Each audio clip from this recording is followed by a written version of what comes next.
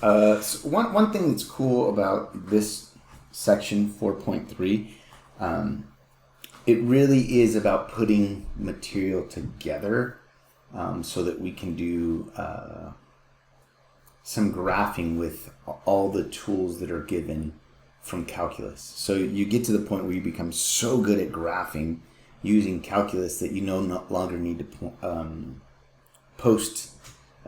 plot points to be able to graph. So that's good. Alyssa just asked a question. Was there an issue with Tuesday's recording? Hasn't been posted. It's up. It's up. I posted it this morning.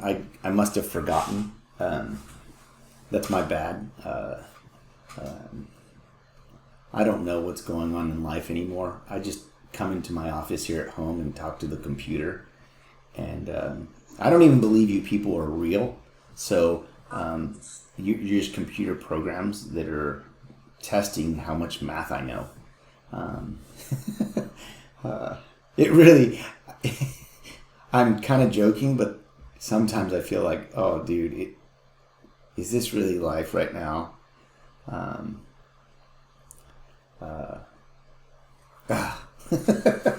So yeah, my bad. So it's up. You guys can see it. Gerardo, I like that the person just gave you the bunny ears that walked by. That's pretty good. Oh, that's my wife. That's awesome. But yeah, so my bad. If I don't post it, please do me a favor, guys. Keep me accountable because I totally want to be, I want to be legit with you guys and provide the material for you. If it's not posted by like 9 o'clock the day of, shoot me an email because what ends up happening is I showed my Calc 2 class yesterday the process. After I was done recording, I have to upload the video that I have on Camtasia to my desktop, which takes about an hour. And then I have to go from there and put it on YouTube, which takes about an hour. And so it's 2 hours of sitting here waiting for this to happen. And then I have to take my kids to swim practice or to do different things, help them with their work. So I might forget and hold me accountable to that because I want to be responsible and I want to be I want to do the best job possible to help you guys be successful. So just, someone shoot me an email and be like, hey sir, what the heck? I won't get offended. Yeah. So my bad, Alyssa. Do you guys believe that I'm really a professor?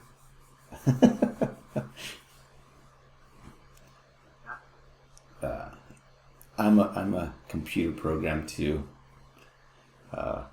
Although Cassiopeia, you had me in trig, right?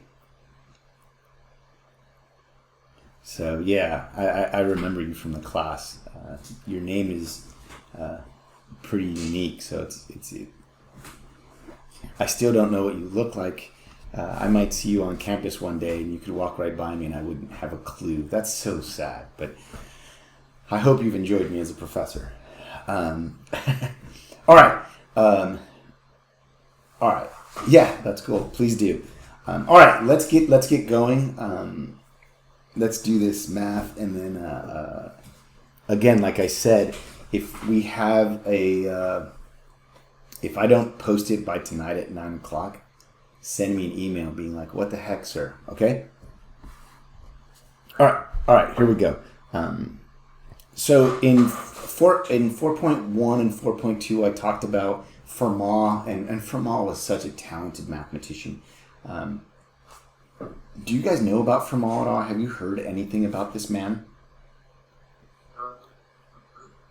Okay, so let me tell you a quick story about him because he was very, very interesting. So Fermat, no one knew that he was even a badass in math. They didn't discover that he was good at math till after he passed away. He had a little journal that he wrote 40 conjectures in mathematics. 40 guesses, right? And they were able to, the reason it was found is his nephew was cleaning out his basement and found this notebook. And in the notebook, he had 40 guesses about mathematics that he believed to be true. And he had little proofs in his notebook for each one. And he was right? But there was a famous one, and it was called Fermat's Last Theorem, that he said, oh, I have a neat little proof for this, but it doesn't fit in the margin of my book. Well, he passed away in the 1600s, and it was finally solved in 1992, almost 400 years later. And the guy who solved it, Sir Andrew Wiles, spent 10 years of his life working on this problem in his attic. 10 years. And Fermat said he had a neat little proof about it. Came out and presented and said, hey, I did it. And people were like, oh, amazing, blah, blah, blah. And it turned out he had made a mistake. He made a sign mistake early in his work. 10 years of his life, and he'd made a sign mistake. So I make mistakes, you guys make mistakes, but could you imagine 10 years of your life invested and making a mistake? And then finding out and being like, oh, well, he spent 3 more years working on it and finally did solve it. The proof ended up being hundreds of pages long. And he actually said that he didn't believe that Fermat actually had the proof. And I kind of tend to disagree. I'm sure Fermat probably did have the proof. He just saw it in a way that we didn't see it, right? So, but that's Fermat. He was a genius and no one knew. Isn't that crazy? Sorry, there's these mathematicians who I just think the history about them, they're people, right? And so many times we forget that, like we're just humans. And another guy, his name was Cantor, a genius in mathematics, died really young. He got in a sword fight. Talented mathematician, but he didn't know that he couldn't fight 2 men at the same time with swords. Dude, the math is right there, buddy. There's 2 dudes. They both have swords. You have a sword. You're not going to win. So, I don't know. There's a bunch of stories. I eventually would like to teach a history of mathematics course at our college for people just to look the lives of these people. Some were very talented in mathematics, and in other areas of their lives, they just had no control. Just like many of us. Okay, sorry to go off on the tangent. I think it's good for you to know that all these people who are talented, that, right, so many people respect mathematics. They think that most math people are like, I don't know if you're like me, but I'm just like, oh, they're untouchable. They're so smart. And the reality is no, they're just like us. Just like us. So, okay, here we go. 4.3, how the derivative affects the slope of a graph. And so here we go. So an increasing, decreasing test that we do in mathematics is this.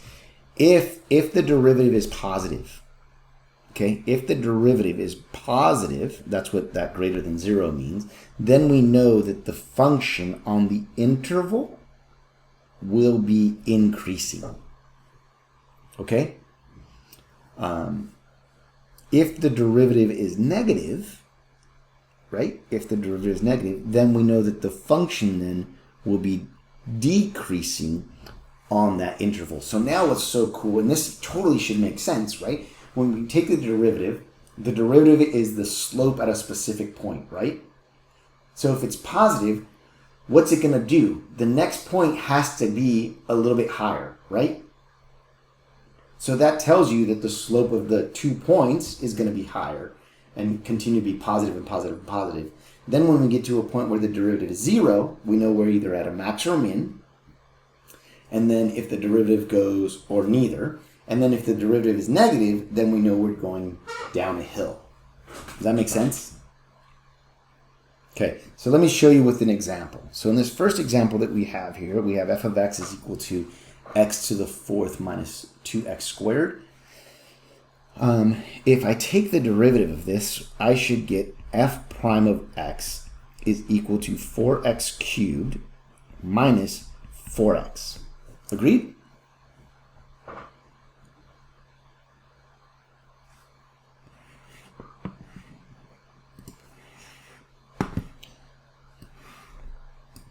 Okay. Now I can pull out a 4 and an x, and I'm going to get x squared minus 1.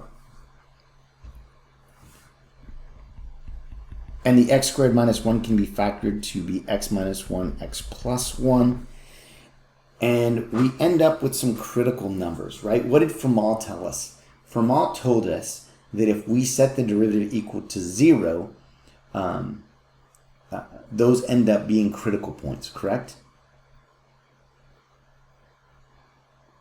So what I'm going to do is I'm going to set this thing equal to 0. And so what I see is, how many zeros do I end up having in this case?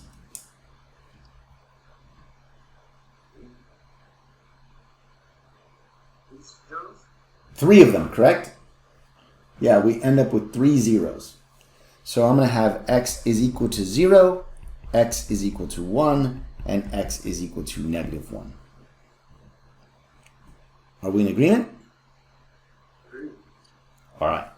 So now what I'm going to do is I'm going to test those points, right? We want to test everything.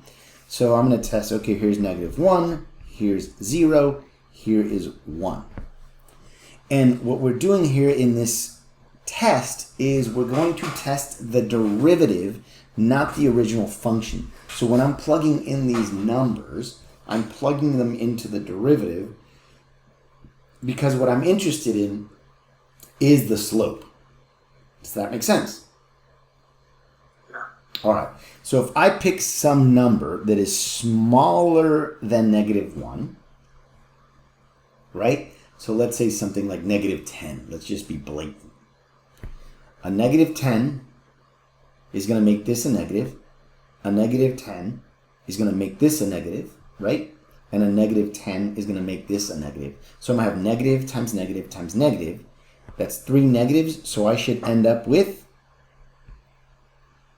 a negative. Correct? All right. Now let's plug in some number that's between negative 1 and 0. How about a negative 1/2? This is going to be negative if I have a negative 1/2. Agreed? This will be a negative 1/2, or this will be a negative number, right?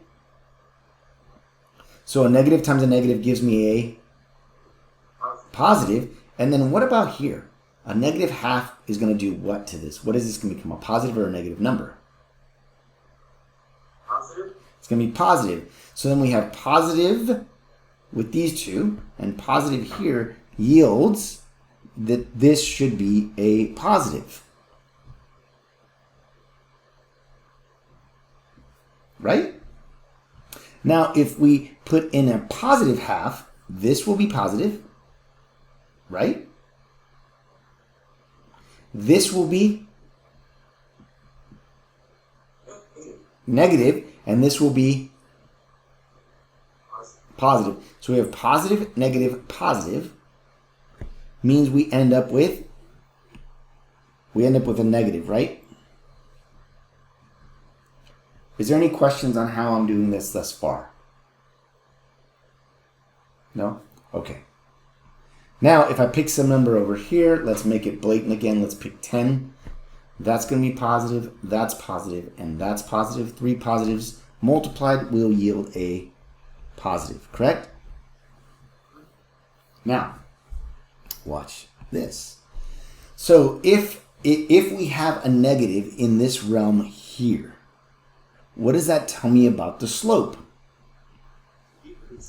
It's decreasing. So I like to draw little lines like this so that I know what's going on. What about in the next interval between negative 1 and 0? It's going to be increasing, so I'm going to do that this way. And then the next interval from 0 to 1.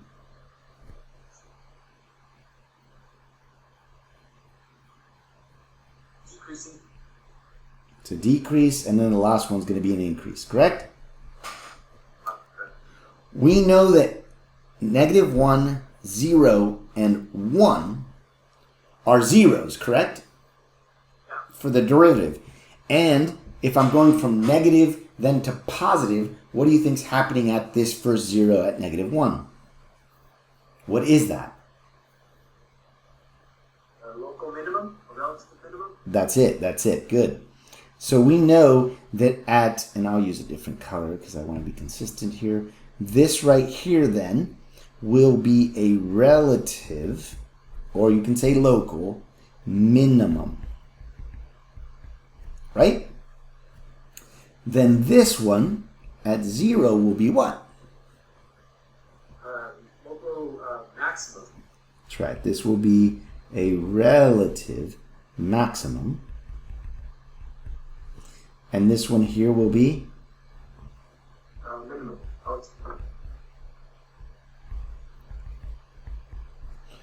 Local or relative min. Does that make sense? So we know that this picture is going to do this like a roller coaster, right? Yeah. Now, I want to answer the question, right? We're looking at the interval for increasing and decreasing, and so if we're going to do that, the interval for decreasing is going to be from -infinity to -1 union 0 to 1. Agreed? All right. And then increasing from -1 to 0 union 1 to positive infinity. So on WebAssign, the homework will ask for intervals of increasing and decreasing. They're going to, in all likeliness, want you to do it in interval form. And so this is how you're going to be able to write it. Make sense? Any questions on it? No questions. We're good? All right. So then let me give you a problem to try. Why don't you guys try this one? See if you can run through the scenario, and then I'll do it quickly just after you've tried it.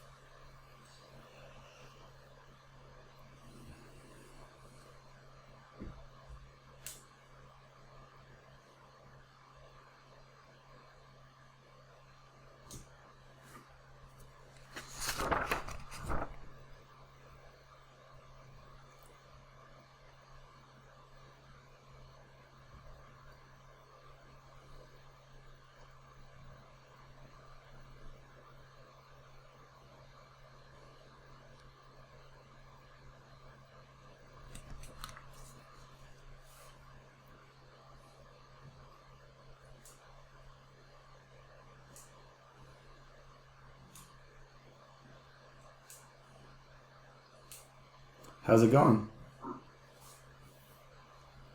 Good? Alright.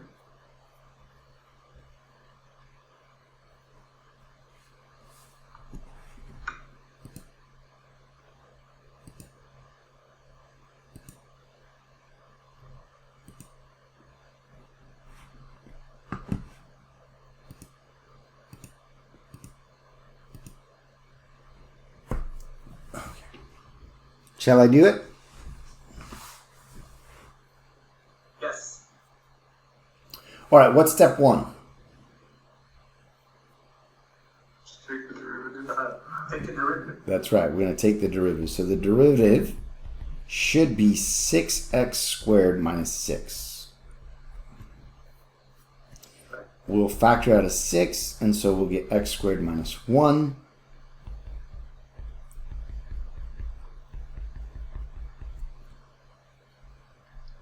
Agreed? Mm-hmm. And what are our zeros then? Negative 1 and 1. I'll be consistent.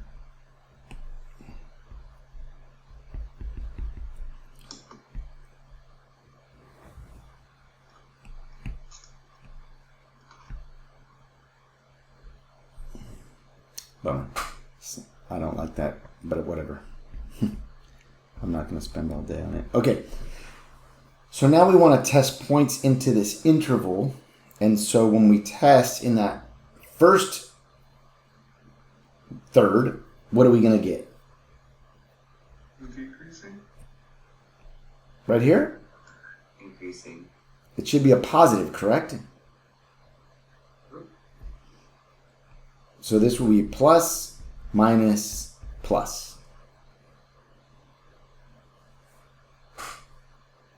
Do you agree? I agree.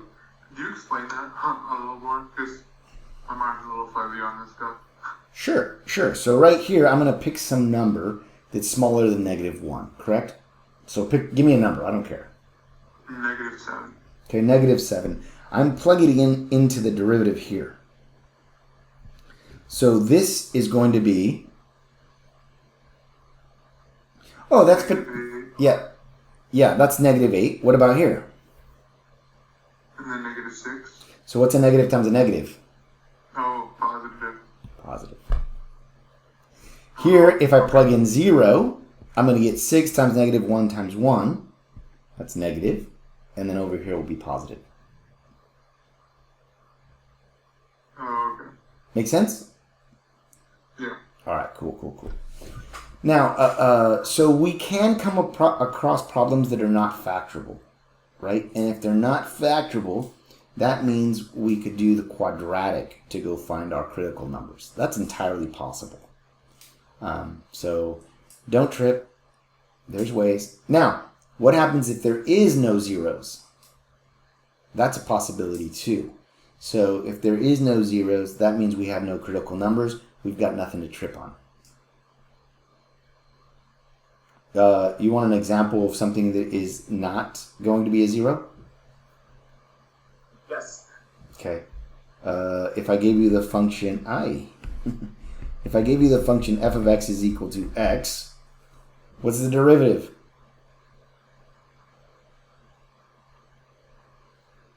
It's 1. Where's the critical number? No critical number. It's just a diagonal line. There's nothing too exciting about it. So there's possibilities for there not to be a critical number, nothing. So just be aware of that. All right, what is the interval for decreasing then here?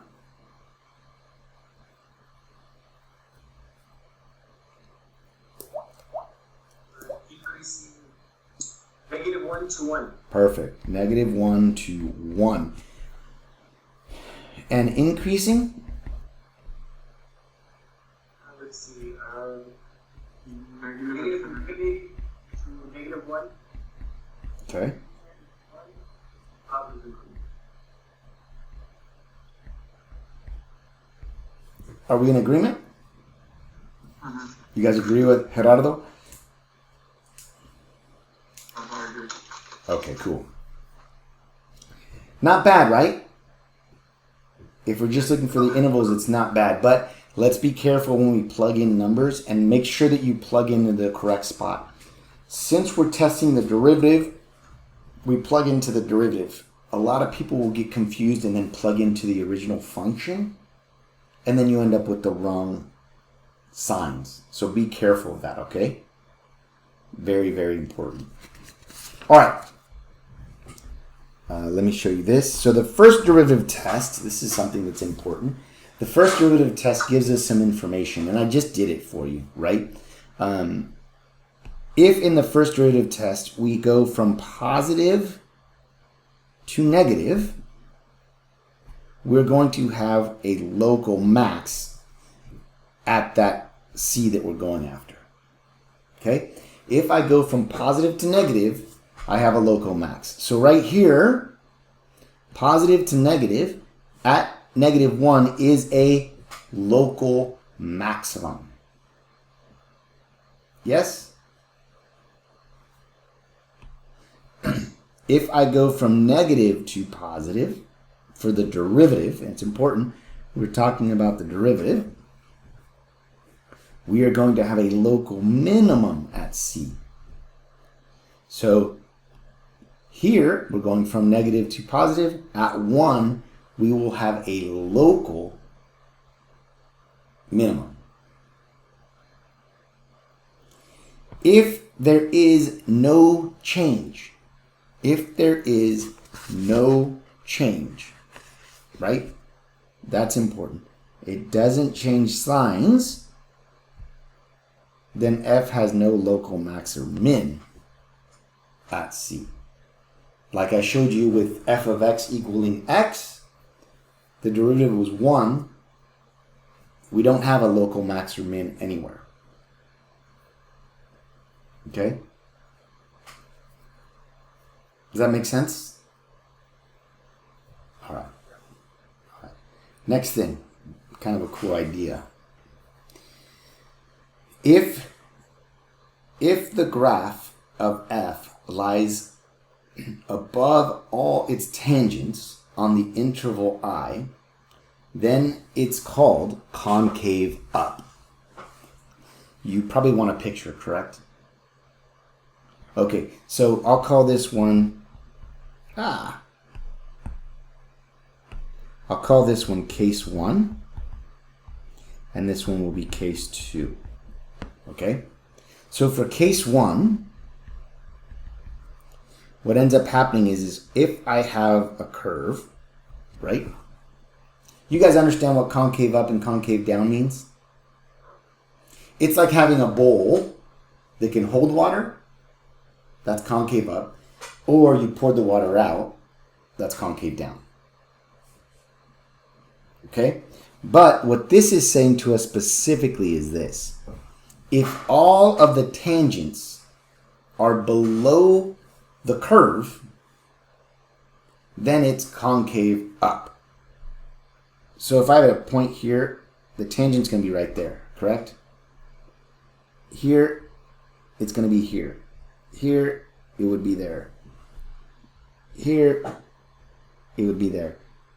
Here, it would be there. See how all of the tangents fall underneath? The tangent lines go underneath the curve? Yeah. So because of that, if all of the tangents fall underneath, case 1 will always yield a concavity up. Or I should just say concave up. By that same reasoning, case 2, do you see what's going to happen? Yeah. All of the derivatives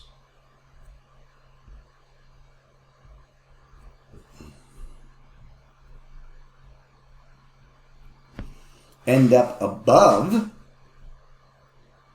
our function, and since those tangents all end up above, this one ends up being concave down. We okay?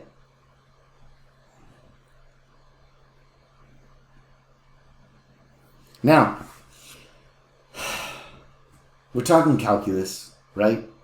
And since we're talking calculus, we're not going to have you draw a bunch of tangents to see if they're above or below some curve to see if it's concave up or down. So we have a faster way to do it. Okay? And that is the concavity test. And the concavity test is based off of the second derivative. So in the second derivative, if the second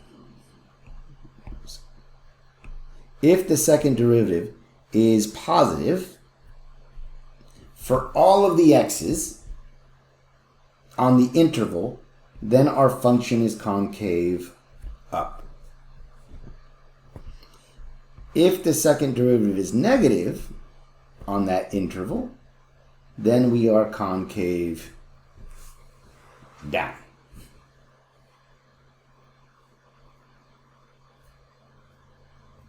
Okay? So I'm going to use that first example that we did and build on this. Ready? So we had the first derivative. That was no problem.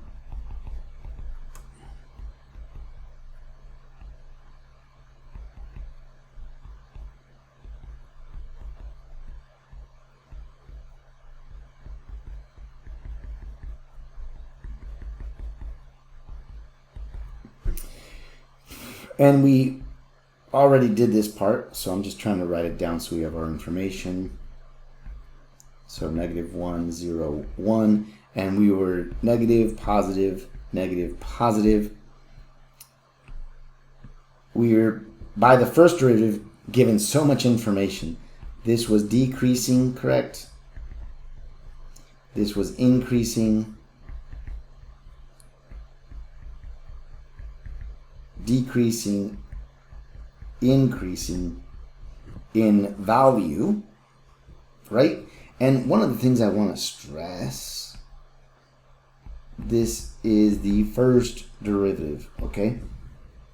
You want to label these when you're doing the derivatives. So we now know increasing, decreasing over the interval of this function. If we take the second derivative, so I'll just rewrite it. F prime is 4x cubed minus 4x. The second derivative, if I can ever speak, is going to be 12x squared minus 4. Agreed? Which will then, I can factor out a 4. I'm going to get 3x squared minus 1. And I'm going to manipulate the 3x squared minus 1, setting it equal to 0 because the 4 is irrelevant.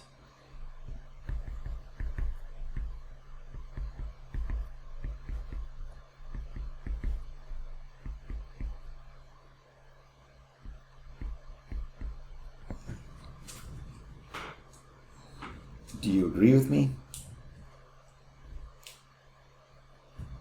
We're good? Yes, good. Okay, so now we're going to test the second derivative. And I want to make sure I label that so that you are all aware. Our zeros occur at negative rad 3 over 3 and radical 3 over 3. Yes? So now we need to test. So a value beyond negative radical 3 over 3, let's just be blatant, okay? Let's use a negative 100.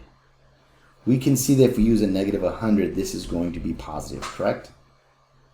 Yeah. In between negative radical 3 over 3 and radical 3 over 3, we can use 0. If we use 0 in that second derivative, we see that we're going to get a negative. And then the last will obviously be a positive. I shouldn't say obvious. Is there anyone that has any questions on how I got these values. Oh, There we go. Are you just like plugging in those numbers, but like you already know the answer? Like, are there like more like little bitty steps? Because like you know that like negative 100 is obviously like less than like negative rad 3 over 3. But it's like, did you do any like math to like find that out, or you're just like, okay, I know that it's going like from lower to higher? Like, is it kind of more like a common sense thing? How do I answer that?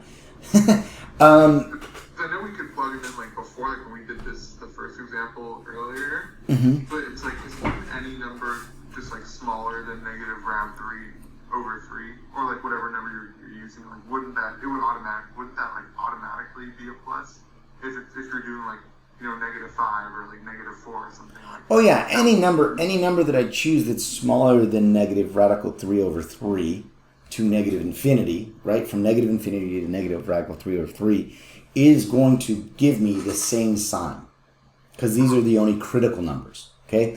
I was blatant about using a negative 100 because it's obviously, that's far, far away from negative radical 3 over 3, right? So I was being deliberate in using that number. And here's the thing. You wonder why I was able to do it so quickly, right? Well, here's why. I can show you how to pick a number too. 100 is easy. A negative 100, because a negative 100 squared is going to be something huge. We know it's 10,000, right? It's a positive 10,000. So that's going to be 12,000 minus 4 is a positive. But I didn't even need to think about it that way, because I just said, oh, a negative 100, screw the squaring. What's negative 100? Well, the squaring piece I worry about because it changes the sign. So it becomes a positive 100, correct? So 12 times 100 is already bigger than that minus 4. I know it's positive. So I didn't go find out that the answer was 11,996. I didn't do that. I just used my sense to be like, oh, a negative 100 squared is big. Times a positive number is going to be bigger. Minus a small number 4, no big deal. Positive. Does that make sense? When I used 0 here, this is 0. This whole thing's 0. 0 minus 4 is negative. So as soon as 0 is plugged in, this is gone. I know the answer is negative 4. And then here, since it's squared, plugging in a positive 100 was going to give me a positive number. Does that make sense? In terms of picking numbers, obvious numbers, I typically pick a number that, since I can pick any number in here, I'm going to pick a number that's going to make life easy for me. So I said a negative 100, but I could have picked negative 10. That would have worked because I know that negative 10 is smaller than negative rad 3 over 3. Right? Negative rad 3 over 3 is like I don't know, what is that? Point 5 something, it's like 1.7 divided by 3 or something. Or what? Like negative 0.577. Yeah. I knew it was somewhere right around there. So I mean, I could have picked negative 1, but if you don't know that number is smaller than negative, or is bigger than negative 1, pick something that's obviously smaller instead of like having to calculate what that number is. Right? And part of the thing is I know where that number kind of falls. So that's what makes it look like, oh, I do it so quick. But just pick any number that's bigger. And you plug into the derivative. That's the second derivative. Okay? That's why I wrote this, so that you know where to pick your numbers. Okay? Now, to tell us what this information gives us. This information now gives us that this is concave up. Here is concave down. Here is concave up. Right? Now, can I show you something cool with this? with just that information that I have right there, I'm going to just graph it real quick. And then you guys can graph it with your calculators and tell me if I'm right. So -1, 0, and 1 are values that matter. The derivative is decreasing, going from something to negative infinity, right? Now, I don't know what the values are. I'm not going to try to find the specific values of where -1, 0, and 1 are, but I can tell you that this graph is going to look something like this. Now it's just a matter of shifting to find out exactly where it is. If you guys graph it on your calculator, you'll see that it looks something like this. I found no values, but I know it's going to look like that. Does it?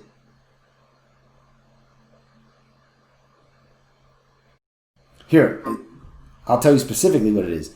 So if I plug in -1, I'm going to get 1 minus 2, so it's -1. So the graph, just real quick, is going to be, here's -1, here's this. So I know since it's even, it's going to be here at 1, it's going to be the same thing. And then at 0, it's going to be 0. So now this thing looks like this. Am I right?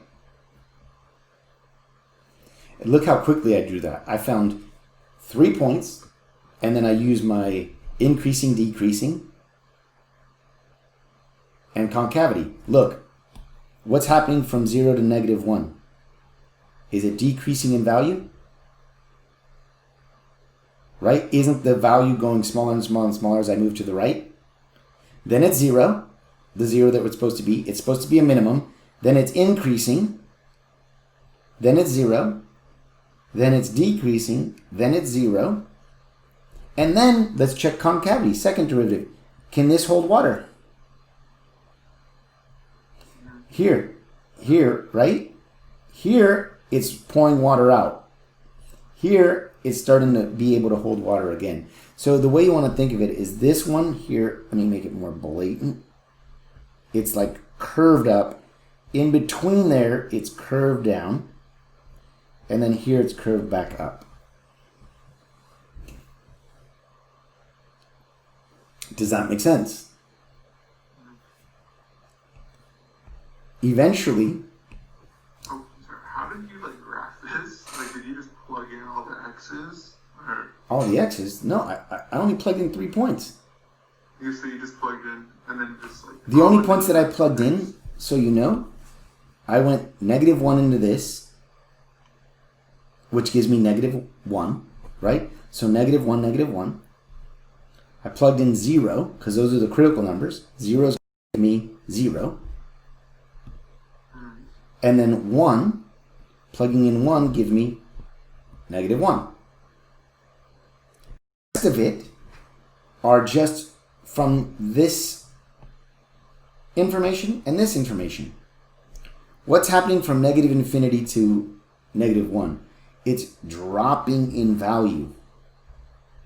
Now, here it's telling me its concavity is up. So it should be this, it should be a curve, and here's what the concavity looks like. It's going like this till we get to -3/3. Then it starts turning, right? And then it starts turning again. Right?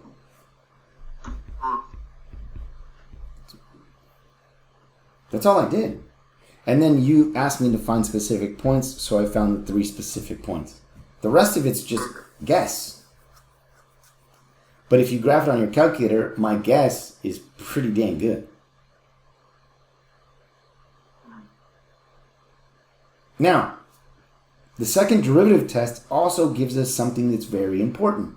Where it is 0, right? With the first derivative, where it changes signs from positive to negative or negative to positive, we have local max or mins, right? With the second derivative, when it changes signs, what we get is a inflection point. It's where the concavity changes. So the concavity for this problem changes somewhere around here. The turning changes from up to down.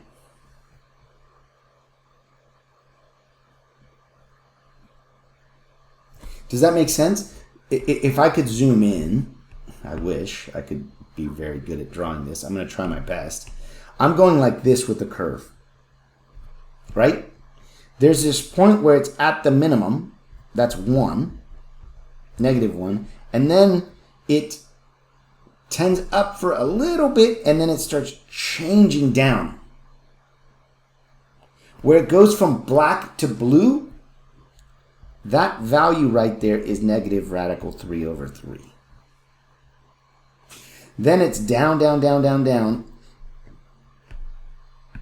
Then it changes to hold back up. This is the minimum, or minimum 1. And this, where it changes signs, is the radical 3/3. Where the color changes on the curve is the point of inflection, where the concavity changes. Does that help? That is what the second derivative will give us when it changes values. Okay? One other important thing. There is this thing called the second derivative test. We won't really ever use it, but it's good information to have. Here's what it tells us. The second derivative test tells us if the first derivative is 0 and the second derivative at that 0 is positive, we have a local min. If the first derivative is 0 and the second derivative is negative, then we have a max. And that should make sense. Look here. Here's my -1. It was a first derivative slope of 0, correct? If it's concave up, what's that lowest point got to be? It's got to be a minimum, right? If at 0 it was 0 and then it's concave down, that has to be a, what does it look like? What would this point up here be? Concave down? It's concave down, but at 0 it would be what? When the first derivative is 0, it is a maximum. Right? Concave, or first derivative being 0 tells us that the slope is now 0, right? So it's not going to be growing or decreasing. It's not increasing or decreasing. But if it's concave down, can you guys see my hands? If it's concave down and it's a 0 slope here, what does that tell you about where my knuckle is? If this is the curve, it has to be a maximum. Right? That's the importance of the second derivative test. Yeah. The hands confused me. Okay, so look at this. I was going to draw a picture so you could see it. So look at it this way. If I have this, clearly that's concave down, right?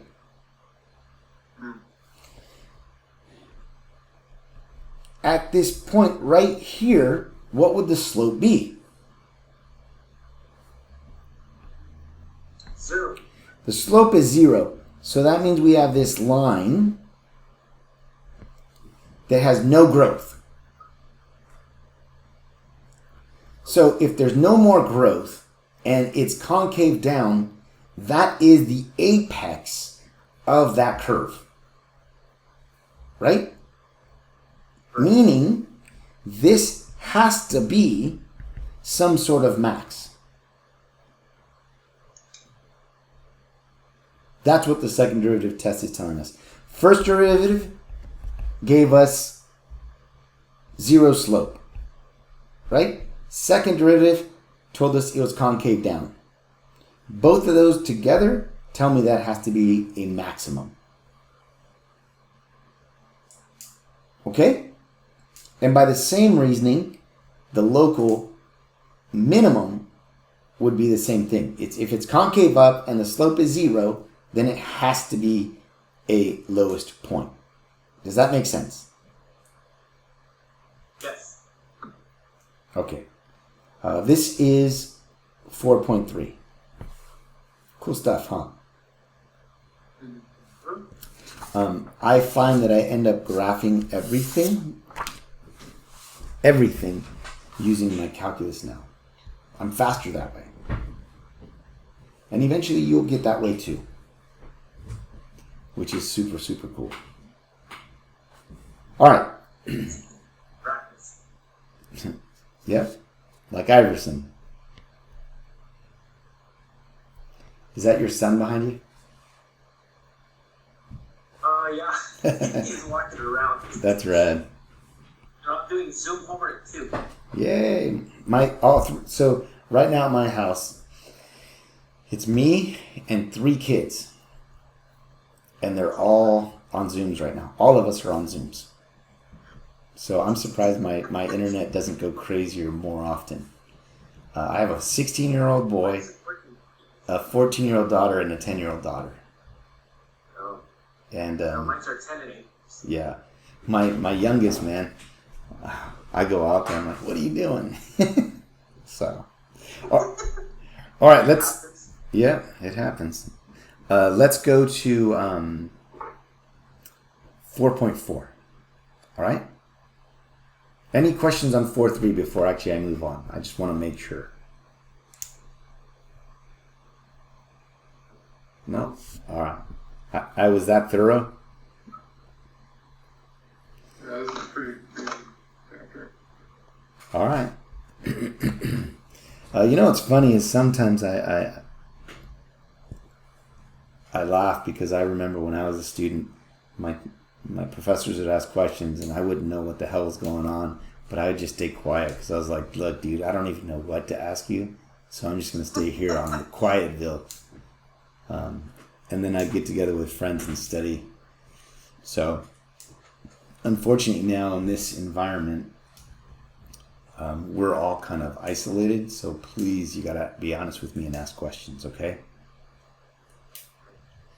I'm not going to judge you. And if any of these other people are going to judge you, don't worry about it. You may never see them again anyways. You even see them now. Yeah. Oh, we do have study groups though. Oh, you do? That's cool. That's right. You guys exchanged like cell numbers and whatnot, right? Yes. Yeah. When do I think Orange County schools will go back? Well, I'll tell you. You know what's funny is the high schools are back. I live right by Los Alamitos High School, and they're going to school. Their junior highs and elementaries have already been back. So I live like 2 blocks from Los Al, but I'm in LA County, and that's Orange County. So I always tease my kids that when we go into Orange County, this is the safe area. It's like, it's a joke. But yeah, I mean, in terms of the colleges going back, yeah, none of us are going back. Yeah, I'm sure you guys heard, right? You know we're not going back for the spring already. That was officially announced to you, right? And summer too, correct? Yeah, so hopefully in the fall I'll be able to see some of you guys, and I'll give you a high five when I see you. Heck, some of you I might give you a hug because I'll be like, oh man, Gerardo! Just be like, it's so good to see you. So we'll see. All right, let's go into 4.4. So just for fun, how do you say this? Little hospital. Hospitals. Yeah, isn't that funny? We're doing the whole thing. We're going to a hospital for a virus. No, just kidding. It's l'hôpital. No. He's a Frenchman. So, yeah. So L'Hopital didn't come up with this, but it's named after him. Some history. He paid. So the rumor, I don't know if it's fact or not, but I'm going to tell you the story that I heard. He paid the Bernoulli brothers, one of the Bernoulli brothers, to allow him to have the rights to this formula. And that was in the 1600s. So whatever amount he paid, we're talking about in 400 years later. Pretty crazy. Okay, so let me show you what L'Hopital's rule does. We're going to be delving back into limits, and this is going to help us to be able to find ways to do this, okay? So suppose that f and g, so two functions, are differentiable, and the function g, its derivative is not equal to 0 on this interval. Then, if these things hold true, so the limit as f of x goes to a is 0, the limit as g of x goes to a is equal to 0, and if the limit of f of x as x goes to a is positive or negative infinity, or g as its limit goes to a goes to positive and negative infinity, if this happens with the functions, with each of the functions, we can now take the derivative of only the function f over only the derivative of the function g. Okay? So it's not that we take the quotient rule to this problem. We're treating them as two separate functions that are being differentiated. Does that make sense? Yes. How about the other 21 of you, or 20 of you?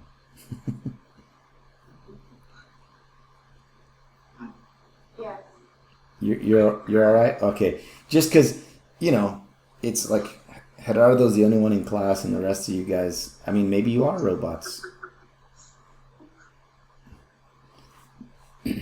So, if any of these things happen, right? So, if we have it, if f of x, the limit goes to 0, if the limit of g goes to 0, or if they go to positive and negative infinity, we can do this. This is the rule. And this is what thought I had the highlighter on. This is the thing that I'll be doing and demonstrating for you, okay? So, to prove that it's true, I'm going to do a problem that I did in chapter 2 with you. And I'm going to do it with the method that we did in chapter 2, and then I'm going to use L'Hopital's rule to do it with the new calculus that we're learning. Okay? See if you remember this one. So this is the limit as x goes to 2. And when I taught you this problem, what I did is I said, okay, let's factor it.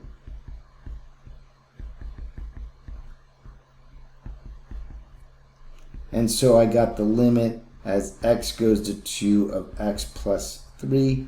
And that gave me 2 plus 3, which was 5. Do you remember that? Okay, that is the rule that we used back then when using limits, right? We'd factor, try to cancel out the thing that was the problem, and then we could plug in directly and do a direct substitution, right? Well, in the new era that we're living in, we're going to plug in. So the limit as x approaches 2 of x squared plus x minus 6 over x minus 2. If I plug in, I'm going to get 2 squared plus 2 minus 6 over 2 minus 2. Don't I end up with 0 over 0? Right? Something important. These are the cases when we can use L'Hopital. These are the indeterminate forms. So I boxed it for you so you can be like, I need this, I love this, it is my best friend. Okay? Is this in one of these forms? It is. Since it is, I can use, yes, I can use L'Hopital's form. So here's how the math is done. I'm going to put an equal sign, but then I'm going to put an H over the equal sign. And the H over the equal sign is saying I've manipulated this problem with L'Hopital's rule. So I'm going to take the limit as x goes to 2, but now I need to take the derivative of the top. What is the derivative of the numerator? 2x plus 1. 2x plus 1. What is the derivative of the denominator? Plus 1. It's 1. So now what I end up with is the limit as x approaches 2 of 2x plus 1. Well, now I can directly substitute and I get 2 times 2 plus 1. Isn't that 5? There you go. A new technique.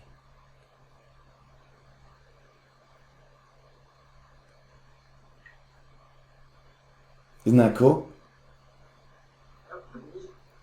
Yeah. So what? And this is like a weird way to put it, but like, what is like the point of using the new rule if like with the old method, like will there just be problems like we won't be able to factor or like something like that? You know, because it's like on the first one it was like we factored, and then like we manipulated this one different, but it's like the same answer, or it's like to prove something like within the equation. Mathematicians are one thing and one thing only. Okay? You may not agree with me, but it's the truth. Oh, what's 7 over 1? What does 7 over 1 become? 7, right? So you just don't worry about the 1. Okay, now going back to what I was going to tell you, because this is important. We are lazy. Ray got it. We are 100% lazy. We want to be efficient, get it done, and chill.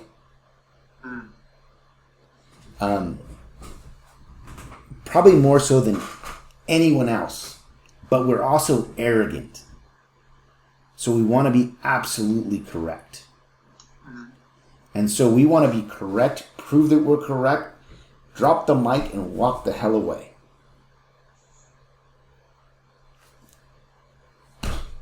That's kind of crude, I know, but it's true. So, let me prove my point. Okay. Mood. Yeah, it's COVID mood. But it's true. Watch this. Let me show you this next problem. Okay? I'm going to show you this problem doing all... Don't write this down. Okay. I'm going to do it the way that you guys knew how to do it in chapter 2. Showing every step.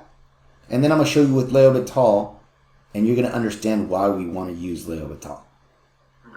Okay? Here we go. So if I plug in 0 into this, I'm going to get 0 over 0, right? And we can't do that. In chapter 2, that was a big fat bummer. Agreed? So then what I had to do is I'm like, dang it, there's some rules that we know. I could do this. I could go sine of 4x and then multiply by 4x and go over 4x, correct? And then go, okay, the limit as x goes to 0 of sine of 5x over cosine of 5x. I don't know if you remember doing this. And then that's going to be the limit as x goes to 0. I'm going to put I'm going to break it up into parts so you can see it. So the limit as x goes to 0 of 4x and the limit as x goes to 0 of sine of 4x over 4x. over the limit as x goes to 0 of 5x sine of 5x over 5x over the limit as x goes to cosine of 5x, right? And then there were some rules. The rule for this told me that that became a, because you have it memorized. What does it become? Like 1, right? 1. So I'm going to have the limit as x goes to 0 of 4x over, oops, I want to do something here first. Save myself some space.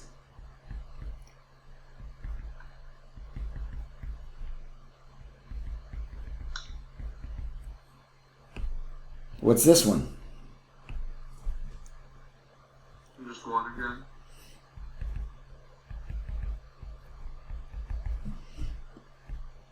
And the bottom, it would become cosine of 5 times 0, but cosine of 0 is what?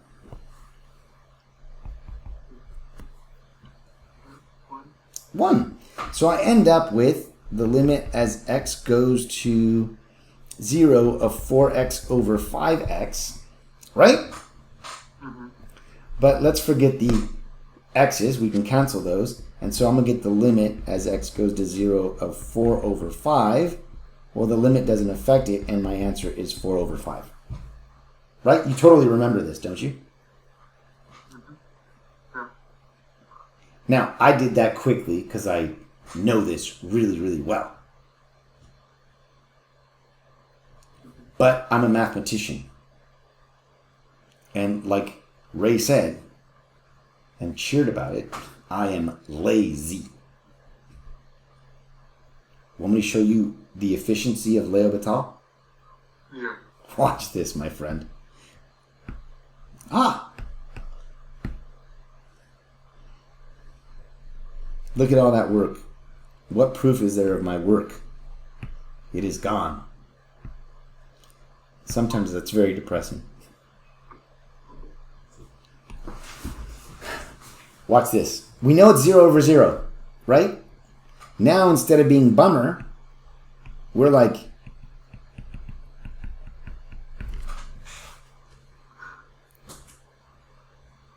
Okay.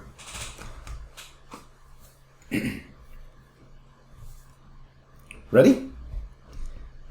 The limit as x goes to 0, I'm going to use L'Hopital. What is the derivative of sine of 4x? Then just 1 or 0. No, what is the derivative of sine of 4x? Speak up, Ray. Come on, you got it. 4. It's 4 cosine of 4x. 4. Right? Because it's the chain rule. The chain rule tells me what's the derivative of sine. It's cosine 4x. But then I got to take the inside piece. What's the derivative of 4x? It's 4. Okay? In the bottom, what is the derivative of tangent?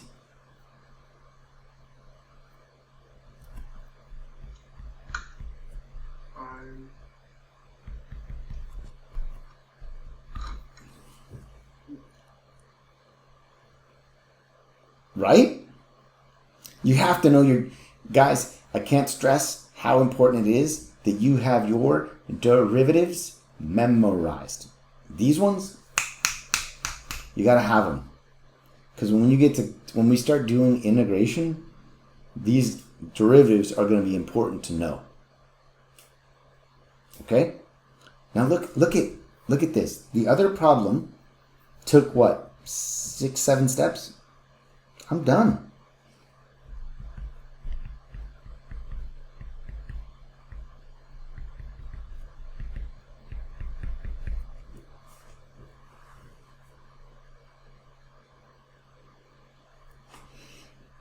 Because what's the limit as I put 0 in here? What's cosine of 0?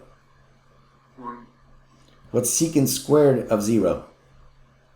1.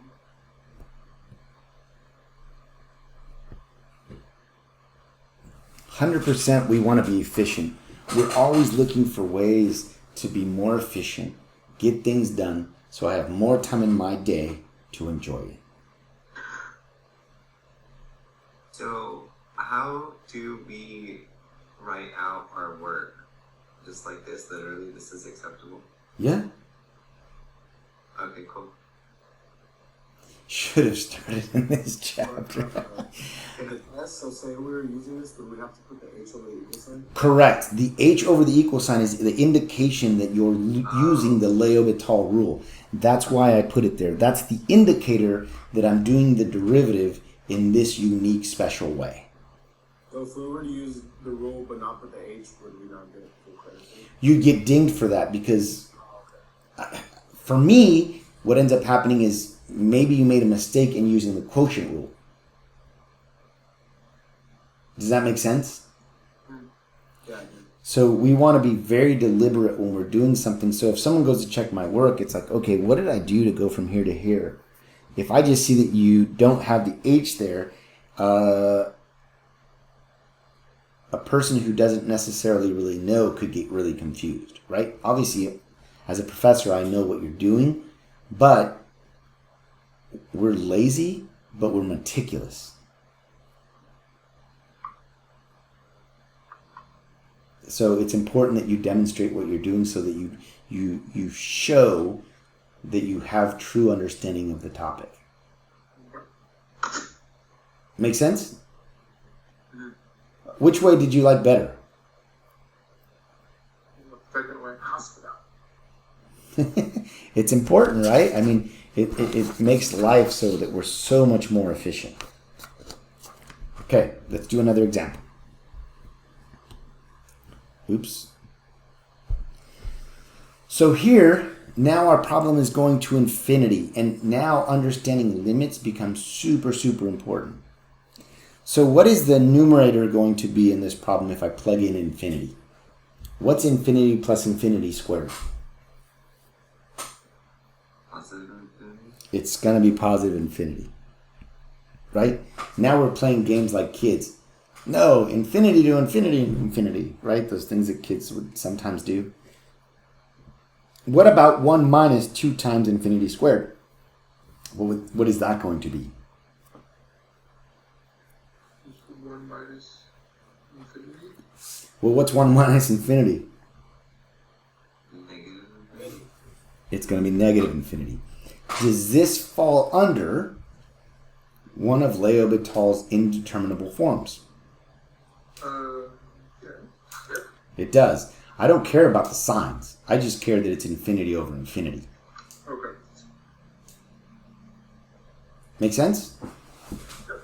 So watch how sweet this problem. One of the other ones includes the negative infinity, though. So it doesn't matter that it's like one's like it's not negative in negative infinity. Where? What is the so the third one? It says Here. infinity. That's infinity minus infinity. Supposed to be- That's a minus sign. Yeah, that's a subtraction. Oh, no worries. I put a comma, so I thought it was positive and then negative infinity. Oh, no. Yeah. It's infinity minus infinity. Because who wins? Infinity or infinity? Neither is zero. No, it's not 0. Because, see, there's something weird. I'm about to blow your mind, Ray. You ready? No, it's too early for that. Okay, I'm about to blow your mind, my friend. Okay. And I think I did this with you guys already, but just to reaffirm infinities. If I go whole numbers, 0, 1, 2, 3, 4, all the way to infinity. Is there a lot of numbers there? A heck of a lot. There's an infinite number of numbers.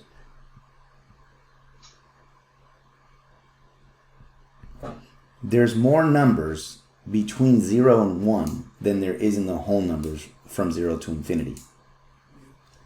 This is bigger in terms of numbers than going whole numbers to infinity. No, I think that's like wrong. You want me to prove it? Yeah, actually. Okay. I'm not trying to like No, dude, it's cool. It's cool, man. It's cool. Look. No, Daniel, it's cool. I always tell my students, don't trust anybody. Don't trust your pastor. Don't trust your parents. Don't trust anybody. Media, me, anybody. Don't trust us. If I can't back it up, I'm full of it. If you can't go find that I'm right, I'm full of it. That's the truth. Because how do you know I'm not constructing some lie? No. They're all just robots. Look, honestly, I'm telling you, just don't believe stuff just because. It takes effort to be really well read and know things. So now I'm going to show you this, okay, my friend? Okay. And mathematics in particular is a subject where it's like, if you can't prove it, it ain't true. Ready? So the whole numbers are 0, 1, 2, 3, 4, 5, 6, 7, 8, 9, 10, 11, 12, right? I'm going to blow your mind right now that they're not even half as big as the numbers between 0 and 1. Ready? Okay. 0, 0. They both have... Ooh, why did I do that? Both are zeros in both. Ones in both. Okay? Now I'm going to blow your mind. I have 2, but if I take the reciprocal, that's 1/2. Right? Then I have 3, but if I take the reciprocal of that, that's 1/3. Agreed? Then 4 becomes 1/4. Do you see what's happening? 5, it's over here, it's 1/5. 6 is right here. 7 is 1/7. 8 is 1/8. 10 is 1/10. The millionth number out here, 1 million. Isn't there 1/1,000,000th right there? Before 0? Let's go 10 million. Isn't there 1/10 million that's still bigger than 1? I mean, still bigger than 0? I haven't even dealt with this side yet.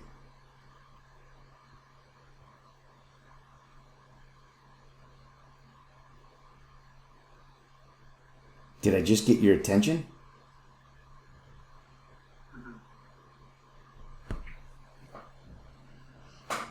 Infinity is a trip.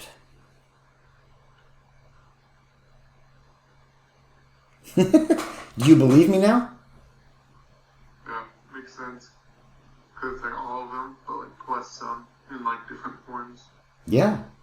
If it's like a billion, then you have like 1 billionth. Yeah. And it's still bigger than 0. Yeah. How do you do the other side? To get these? Yeah. These are astronomically bigger than this. Like, that's what I'm saying. The whole numbers, it is an infinite number. But the infinite numbers of the whole numbers are way less than even half of the fractional numbers between 0 and 1. I think it's cool. So when we get infinity minus infinity, what infinity are we talking about? It becomes something that we need to really examine. So, okay, sorry. It's just something, so we can't just assume, infinity minus infinity is 0. Okay? And that's what I was trying to demonstrate there. Does that make sense? Yeah. Ray, did that get some cobwebs? Yeah, totally. That's the thing about math that I love so much. It's such a trip. It's such a trip. Okay, now let's delve into this. So we have infinity over negative infinity, right? So this means that we can use L'Hopital's rule. So, so what is the derivative of the numerator? 2x plus All right, or I'll just go 1 plus 2x. It's the same thing. Commutative property is what you did. That's fine. What about the denominator?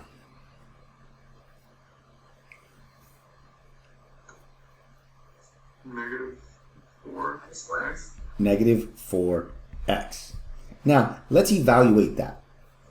So if I plug in infinity into the numerator, what am I going to get? Positive. I'm going to get that positive infinity, right?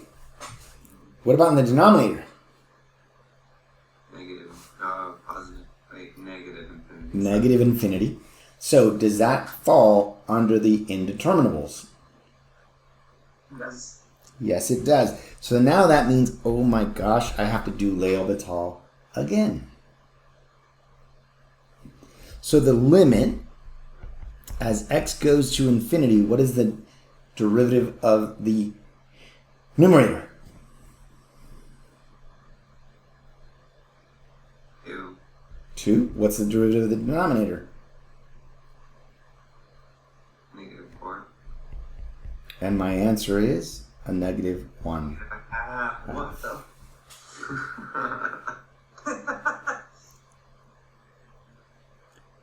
Now, I'll show you something cool. You did this before when you were in your algebra classes. Do you remember your teachers would tell you, oh, just divide the highest powers, and whatever the coefficients are, that's your horizontal asymptote? Because this eventually going to infinity leads to horizontal asymptotes. Didn't your teacher say, oh, that's a 1, that's a negative 2, so it should be 1 over a negative 2? Do you remember that? I'm showing you a new way to do it. The reason that's justified is because of this.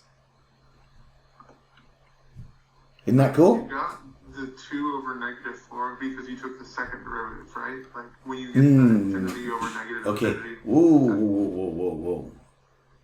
Careful what you say. I didn't take the second derivative because the second derivative of the function would involve taking the quotient and then taking the quotient of that. I'm doing L'Hopital twice.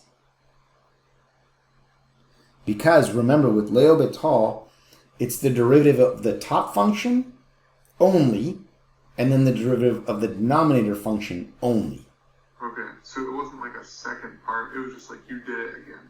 Yeah, so here what's happening is, this is my function. So if you want to think of it this way, in this problem, I did take the second derivative of the numerator.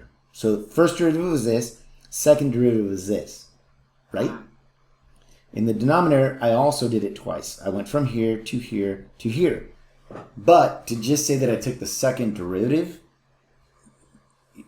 you got to be careful because what's happening there is you could confuse that with taking the derivative of this as one function. Okay, be careful of that. All right? Yeah. Okay, let's do another. And you can see we're going to get crazier and crazier in just a second. It's because I love you guys so much. I want you to have headaches. Okay, so in this problem here, if I plug in 0, I'm going to get 1 minus 1 minus 1 minus... 0 is what I'm plugging in. 1 minus 1 minus 0 over 0. Doesn't that give me 0 over 0? Now, I'm doing this, I'm kind of taking it for granted, so this is important that you guys are honest with me. How I'm plugging in the limit. You have to be able to understand how to plug in the limit. Okay? I know we've worked on it, but I want to make sure that you understand that. We're good? Good. Okay. Now, since that's 0 over 0, it fulfills L'Hopital. So I can take the derivative of only the numerator and the derivative of only the denominator. And so I'm going to get the limit as x approaches 0 of, it's going to be e to the x minus 1 minus x over 3x squared.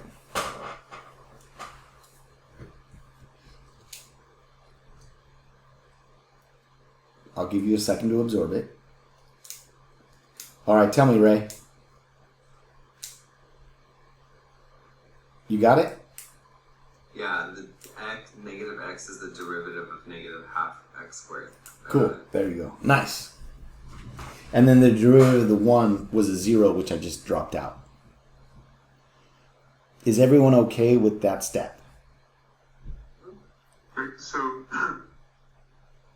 could you do some more steps for this part? I mean, because I completely get the bottom down, but the top's got me a bit. No worries. What's the derivative of e to the x? Oh, that's just e to the x. What's the derivative of 1? Well, wouldn't that disappear if it was a constant? So tell me what the derivative of negative 1 is. Wouldn't it be 0? Yeah. So it's gone. What's the derivative of x? Oh, 1. And then the negative. 1. And then what's the derivative of this? Isn't it 2x? Times a half, though, just makes it x. Oh, these were different negative ones. Okay. The negative one on the top, I thought was the one we already Yes, had, this one here has to deal with this. This one became a 0. Okay, I thought you just for some reason with my brain put it, you just dropped those down, and I didn't. Okay, but that's a different. Okay, Yeah. That makes sense. No worries. Look, the whole point is that you get it. Okay? So you just keep asking questions. It's perfectly cool. I bet you there's 10 other people on here that are like, oh, hell yeah, thank you, Daniel. But they're not going to make that claim. Ray, have you ever been thankful for Daniel's questions?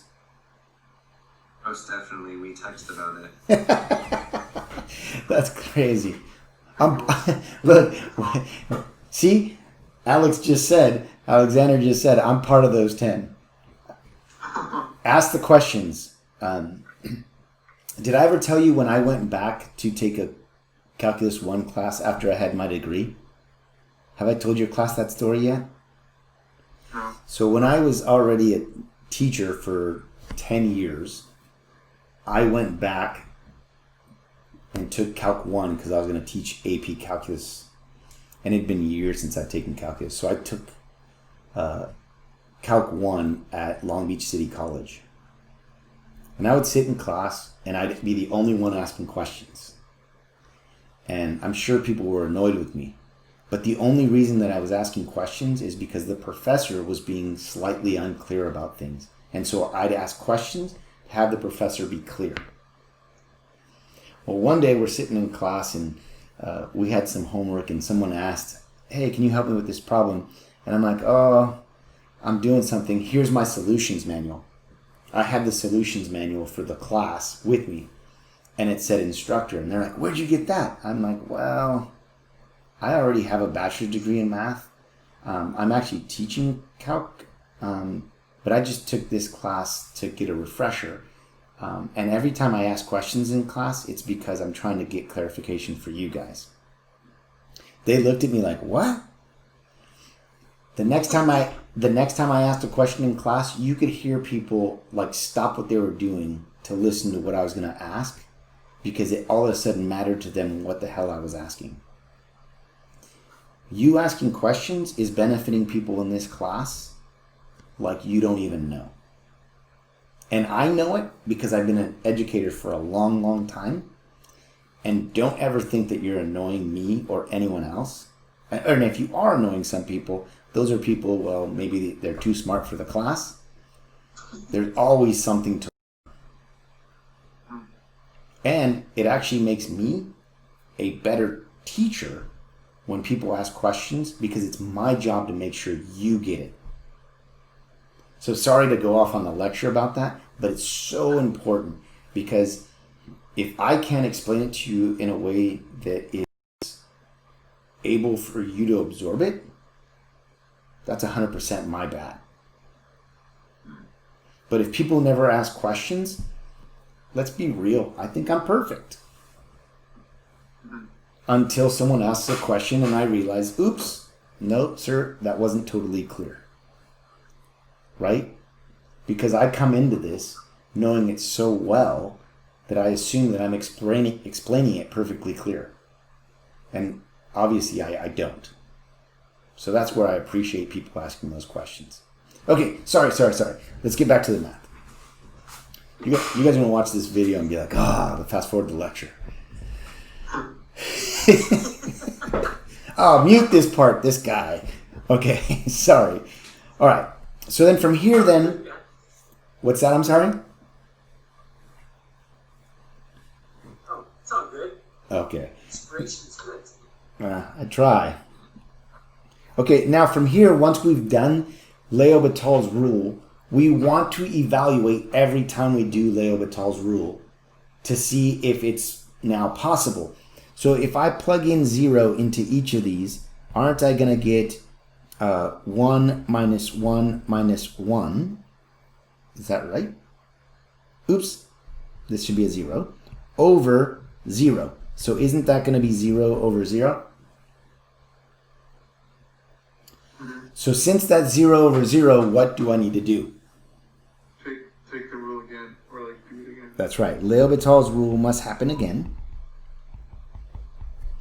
And so I'm going to get e over x minus 1 over 6x. Just to clarify, we got that -1 from the x, right? And the -1 that was there disappears. This one becomes this becomes 0. Okay, just wanted to No, totally cool. Now evaluate again. I'm going to get 1 minus 1 over 0, which is 0 over 0. And guess what? Gotta do it again. Dang it. So I'm going to get the limit as x approaches 0 of e to the x over 6. Evaluating that, I'm going to get 1 over 6.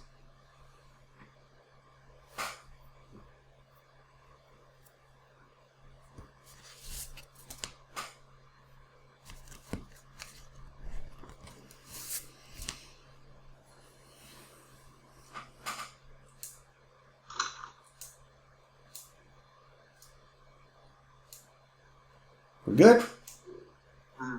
See the process? Yeah, it makes sense. All right.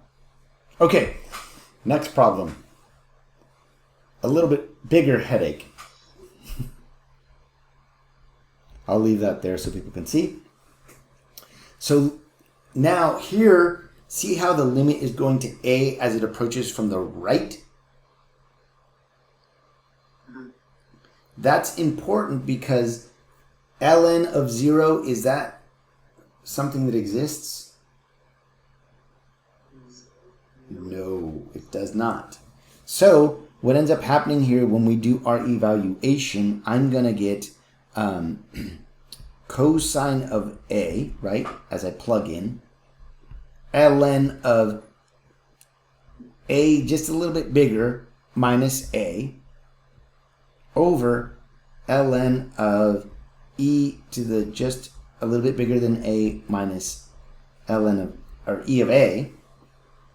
Now, when you get really, really, really close to 0 in ln, what is that value?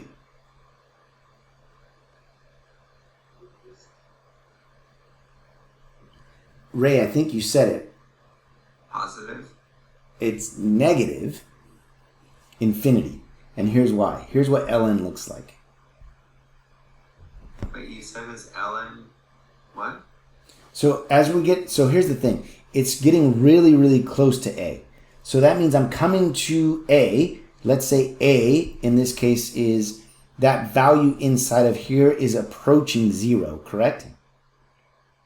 Because this is slightly bigger than this. Agreed? Oh. Slightly bigger. So that means as I'm coming closer to 0, what is the function going to?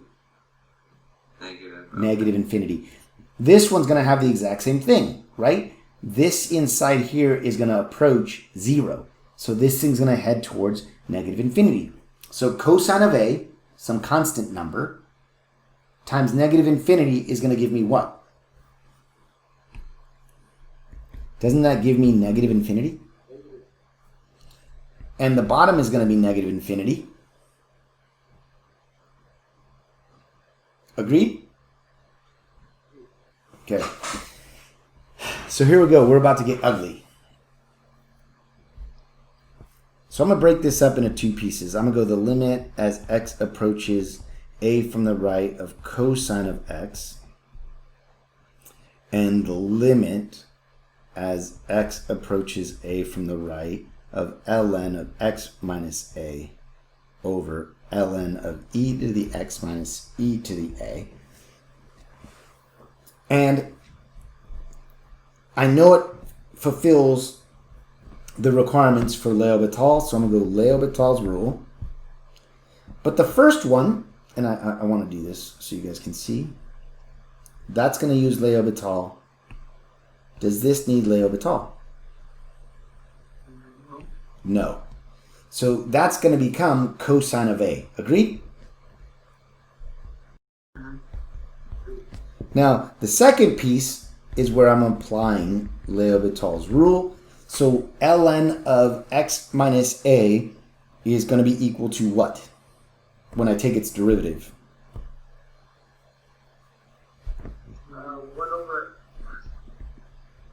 1 over x minus a, correct?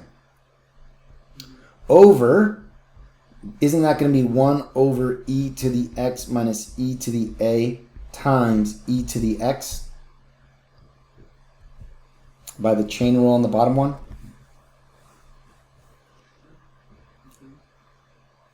Are we all good with that? Yeah. Okay, so then that's going to become, oops, I want to, Sorry, where did the second e to the x come from? sure, so ln of e to the x minus e to the a, this derivative makes it 1 over e to the x minus e to the a. Agreed? Yes. What about the derivative of that? That's e to the x, but e to the a is a constant, so that derivative of e to the a is 0. Does that make sense? Yes.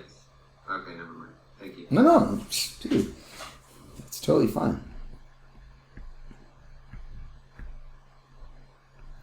Okay, so then from here, I'm going to say, okay, cosine of a, if I plug in a,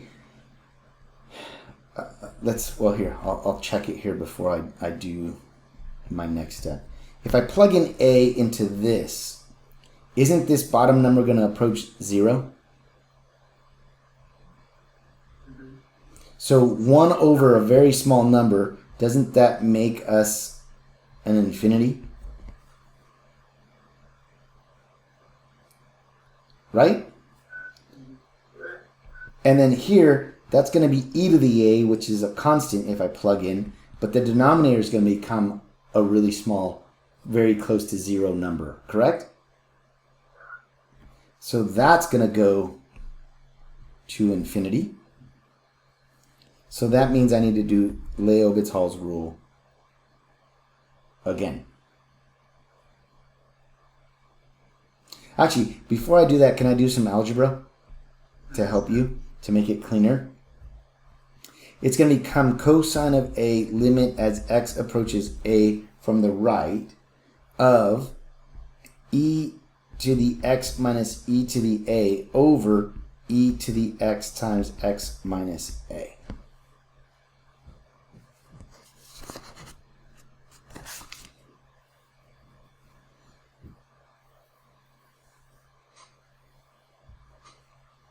Do we agree? Agree. Okay, cool. All right, let me go over here. Now, this is a product, correct? I can pull that e to the x and break it up from this, correct? And when I apply the limit to that, won't I get cosine of a over e to the a?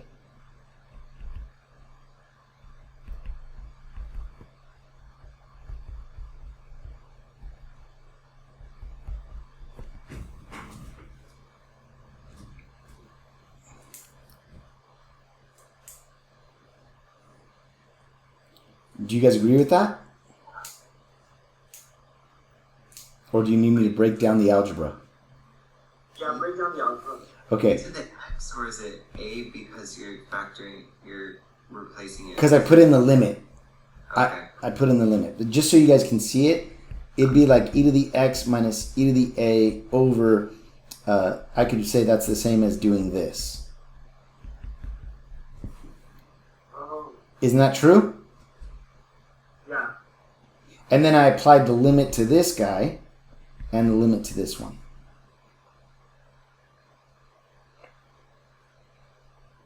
And once I applied the limit to this, it became e to the a. So that's now the limit as e to the a minus e to the a over a minus a? No, So you're not plugging that in there. that's this is here. So this piece here is this. I just did the breakdown so you could see where this e to the a came into play. See from here, right? I broke this up so that I would show you where the e to the a came from here. Yeah. And then this part still has the limit as x approaches a from the right of the piece that's left. Make sense? Yeah. Okay. You sure? Yes. All right. Yeah. Carry on. All right. I just don't want to lose any of you because of something like that. Now, if I apply a into it, don't I get 0 over 0?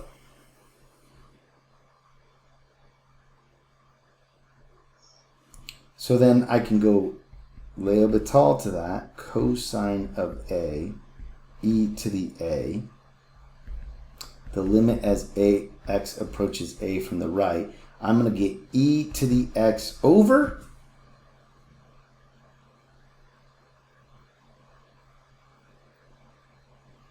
1.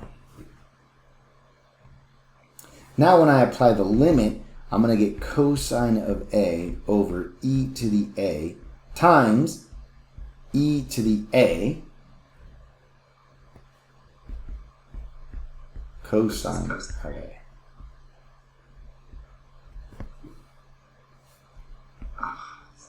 Disgustingly.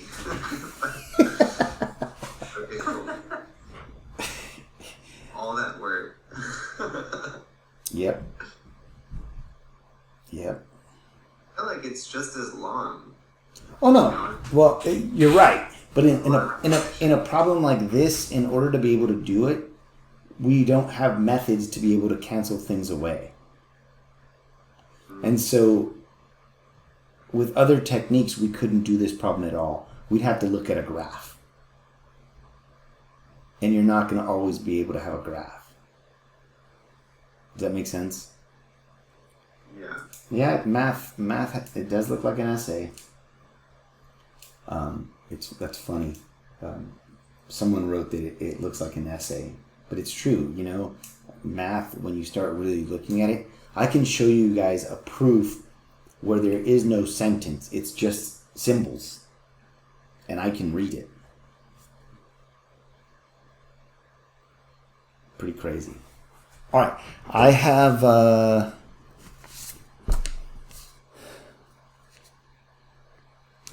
3 more examples I want to do, and I've got about 30 minutes to do it.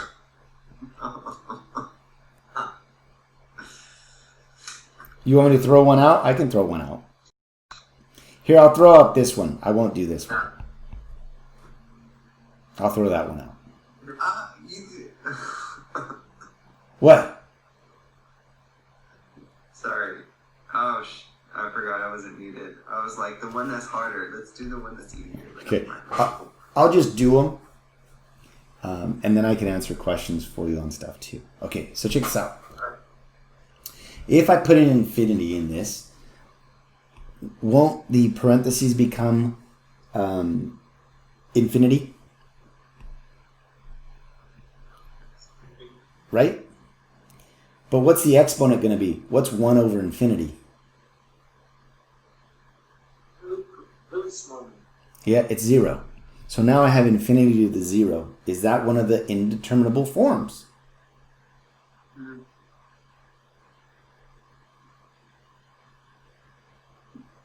Can you explain why is it e to the infinity? I'm sorry, you broke up. What?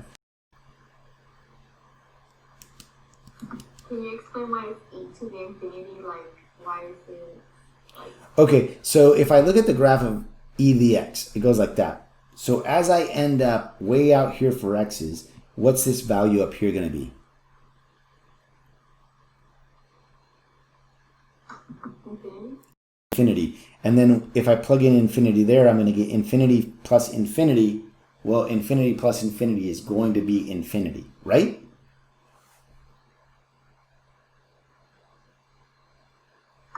Yes. Okay. So that's how I get that. Now 1 over infinity is going to always lead us to 0.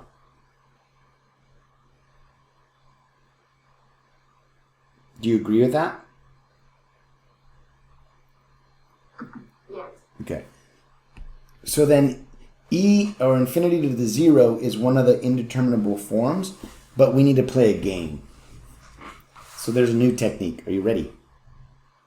Yes. Now I'm going to write it this way. Y is equal to e to the x plus x to the 1 over x. And the trick is now I'm going to take the natural log of both sides.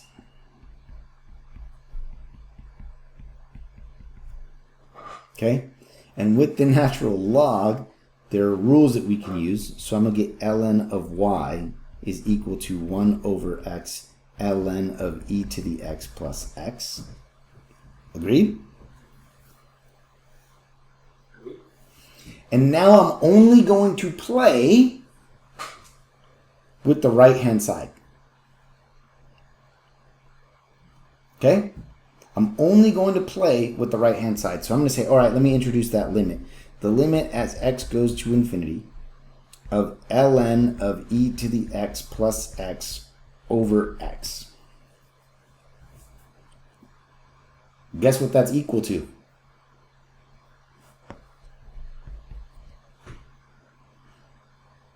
Infinity over infinity. Yep, infinity over infinity. So that means I can do Do it again. L'Hopital, Little hospitals thing again. the hospital thing. You guys are going to be like, I feel like I'm in the hospital. I need to go. Now, from there then I'm going to get the limit as x goes to infinity of 1 over e to the x plus 1 times e to the x plus 1 over 1. Which that's going to be the limit as x goes to infinity of e to the x plus 1 over e to the x plus 1. Oh wait, why did I say it's just e to the x? I went cray. Sorry, my friends.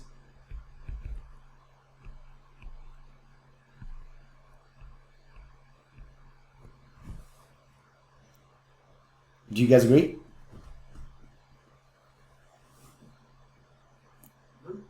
Isn't the derivative of x 1?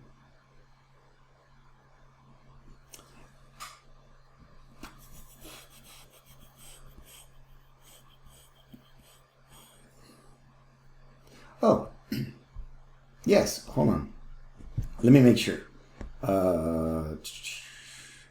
Oh, that's where I messed up. This should be this guy, right? And this is plus 1.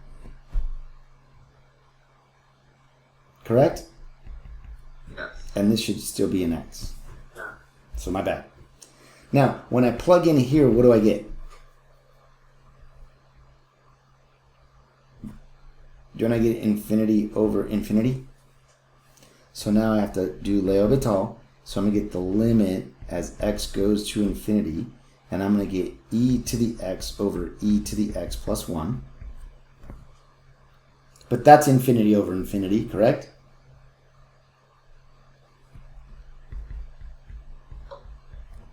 Agreed? So I'm going to get the limit as x goes to infinity of e to the x over e to the x But isn't that infinity over infinity? No, it's 1, dang it. Yeah. E to the x over e to the x reduces to 1. Don't plug in the limit. Be careful with that. Because if you don't do that, you're going to keep going e to the x over e to the x, e to the x over e to the x. You're going to get stuck. So sometimes common sense is important. It's 1. Now, you ready? I only worked with the right-hand side, correct? I need to bring the left-hand side back into the problem. So the left-hand side, just so you guys remember, was this. So the limit as x goes to infinity was for ln of y. But we don't want the limit of ln of y. We want y. So I'm going to go, okay, ln of y is equal to 1. How do I get rid of ln? Multiply by e. That's right. So y is equal to e to the 1.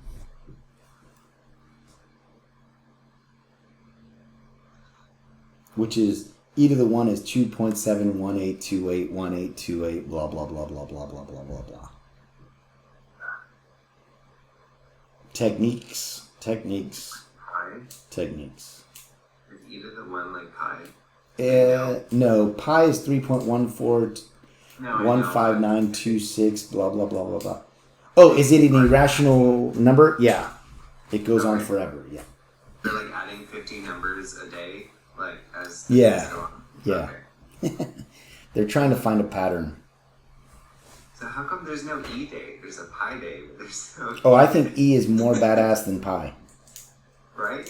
I really do. I definitely use it a lot more than pi. Yeah. All right, you ready for the next one? Red.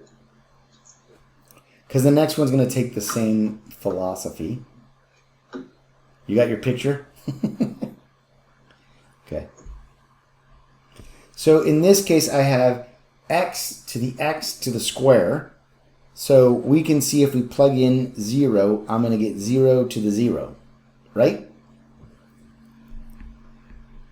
But didn't your teachers tell you that anything to the 0 power is equal to what? 1. It's not necessarily true. 1. It isn't necessarily true. 0 to the 0, we don't know. We need to play. It turns out with this problem, unfortunately, the answer is 1. But it's not going to always be that case. 0 to the 0 isn't necessarily 1. Okay, so let me show you how to do this. This is going to be the same technique as before. So I'm going to go y is equal to x to the x squared. So I'm at ln.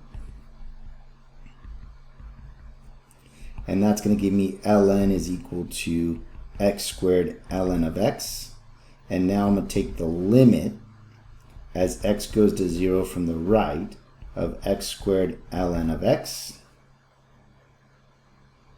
Right? Now, if I plug in 0 here, doesn't it seem like it's going to be, oh, it's 0 times negative infinity, correct? Right? Isn't that 0 times negative infinity? Is that one of my rules? It's not. It is not. So that means I have to manipulate this algebraically. You guys ready for me to get my algebraic manipulation on? The 0. It's 0? Yeah, 0 squared. But it's 0 times a negative infinity. That would still be 0. Who wins? Okay. We don't know who wins. Does 0 win, or does the hugest number in the world win? We It's don't know. 0. No. Lies. Okay, cool. Go ahead. Yep. You guys are like, oh, this guy's messing with our head today. What's he doing, man? But we don't know. And so I need to manipulate this in order to be able to make it a form that I can use. So here's what I'm going to do. I'm going to take the limit as x goes to 0. And I'm going to take the 0 number, the x squared, and I'm going to manipulate that. So I'm going to go ln of x is now going to become 1 over x squared. The x squared is now going to go to the denominator and become 1 over x squared. Isn't that the exact same thing? Right? When you divide by a fraction, it's the same as multiplying by the reciprocal. So now, check this out. The numerator is infinity. The denominator becomes infinity. What's 1 over a tiny number?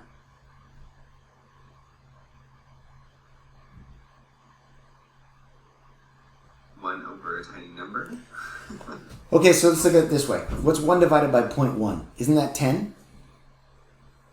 Okay, yeah. What's 1 divided by 0.01? Isn't that 100? What's 1 divided by 0.001? Doesn't that become 1,000?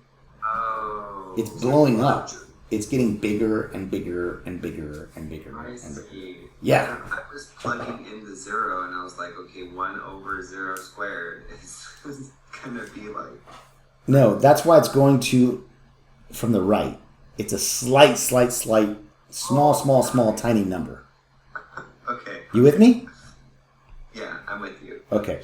So since it goes to infinity over infinity, now I can use L'Hopital. And so I'm going to get the limit as x goes to 0 from the right of 1 over x over a negative 2 over x cubed. Yes? Yes. Which I'm going to do some algebra just to show you is going to be the limit as x goes to 0 from the right of x cubed over 2x negative, which is the limit as x goes to 0 from the right of a negative x squared over 2, which is 0.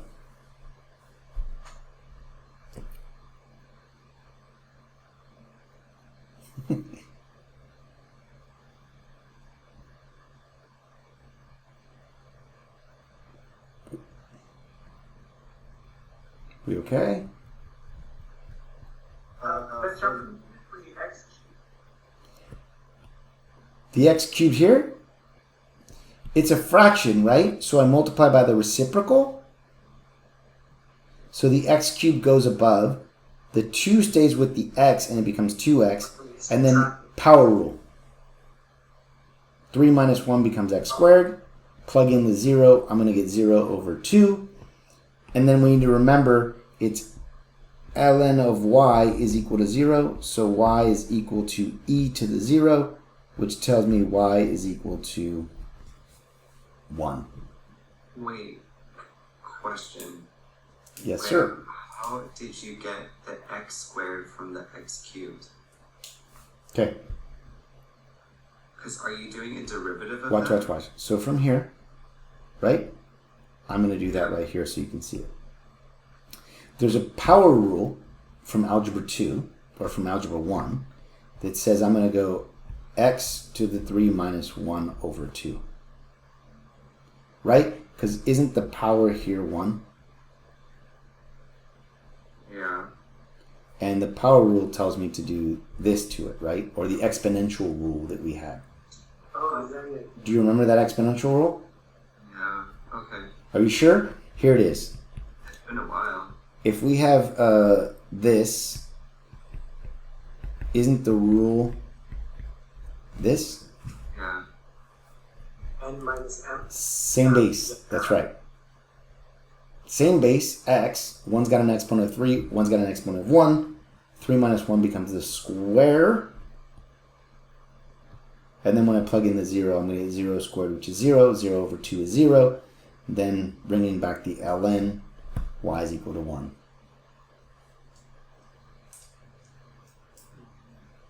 Okay. Do you guys still love me?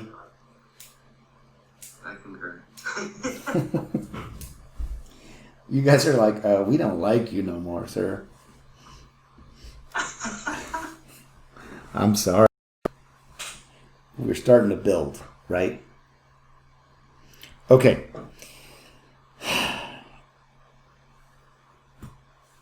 You want me to leave out the last problem? It's not too bad. Or you want me to just do it quickly and I can talk about it on Monday, so I can answer some questions you might have. Do it. Yeah, that sounds good. Okay, I'll do it quick.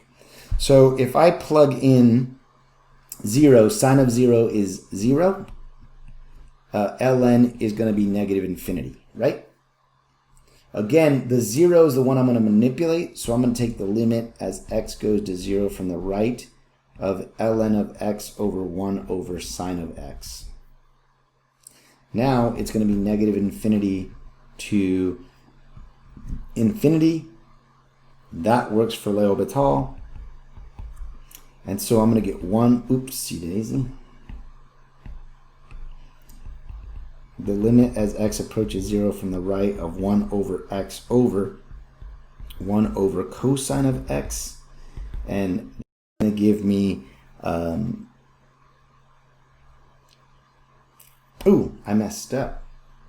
My bad. I almost messed up. The denominator function is a quotient, correct? So before I do L'Hopital's, what I want to do, I'm going to actually do the algebra so you guys can see it correctly. Isn't that cosecant of x? So that way you guys can clearly see what I'm talking about. Now when I do L'Hopital, I'm going to get the limit as x approaches 0 from the right. I'm going to get a negative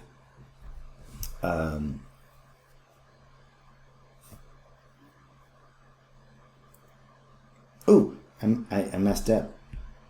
I did partial stuff that I shouldn't be doing to you. My apologies. I'm going to get 1 over x over, what is the derivative of cosecant of x? Isn't it negative cosecant x, cotangent x? Do we agree?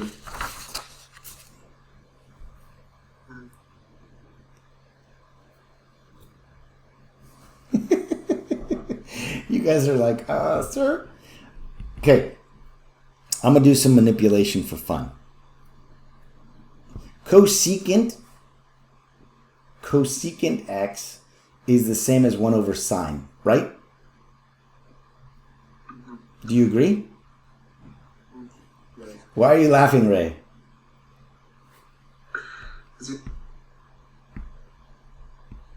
You cut out what? Let's do extra work for fun. Like, yay. Yeah. So I'm going to do, actually, I'm going to convert it all so you guys can see it now. Okay? Because it's going to be good for you to see this. So the limit as x approaches 0 from the right of 1 over x over, this is the same as, I'll put the negative out here. Isn't that the same as 1 over sine of x times 1 over tangent of x, right? Because cotangent is the same as 1 over cosine of x. So then I can rewrite that, because I'm trying to write all the steps so you guys can see it. It's a negative sine of x tangent of x over x. Do we agree? I concur. Okay. And here comes the game. I'm going to put a negative out front. The limit as x approaches 0 from the right of sine of x over x times the limit as x approaches 0 from the right of tangent of x. This should look very familiar to you. What is that? 1. Negative 1 times, what is tangent of 0?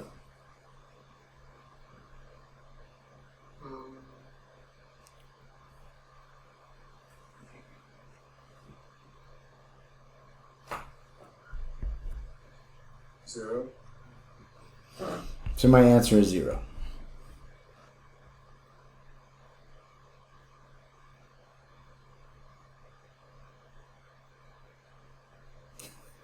Ray? I'm not even touching this. You don't understand that. So tangent of 0 is going to be 0. Do you remember, did I show you guys that thing that I did? 1 0, 1, 2, 3, 4. Actually, I should do a little more space. Did I show you this?